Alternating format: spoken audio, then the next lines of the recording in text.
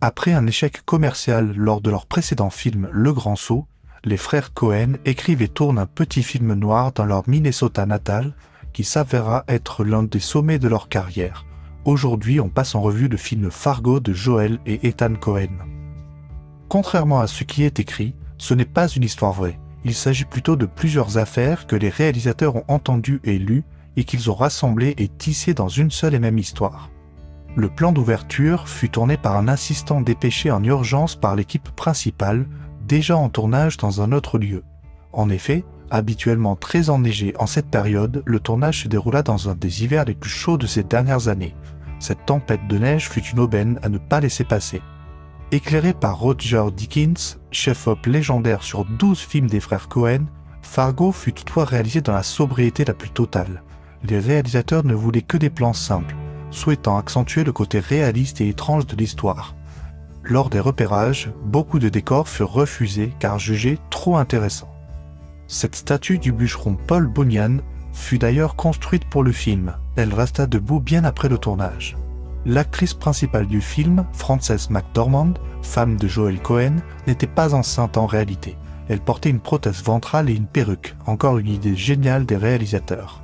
Pour ce plan de seulement quelques secondes, l'équipe mit des semaines à trouver la bonne maison avec la bonne cuisine offrant le meilleur angle de vue sur l'extérieur.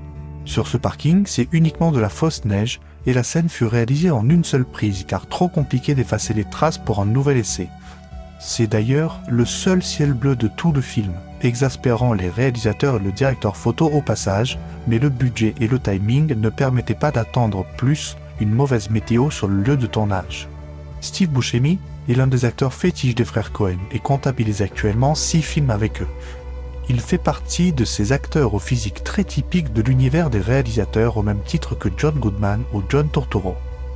Ce plan de l'arrestation, très nerveux, est inspiré des séries documentaires de police de l'époque et contraste énormément avec le plan suivant. Il met en exergue les deux mondes qui cohabitent et accentue le côté surréaliste du film. Le monteur crédité du film est Roderick Janes, qui est en réalité les frères Coen directement. Pour un budget de 7 millions de dollars, le film en gagna 60 lors de sa sortie en 1996.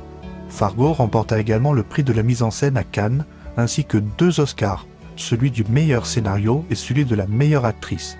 Tout ceci relança complètement l'élan commercial et créatif des frères Coen, qui nous réserveront encore quelques films cultes par la suite. Mais ça, c'est pour une prochaine fois. Allez, à bientôt pour d'autres films.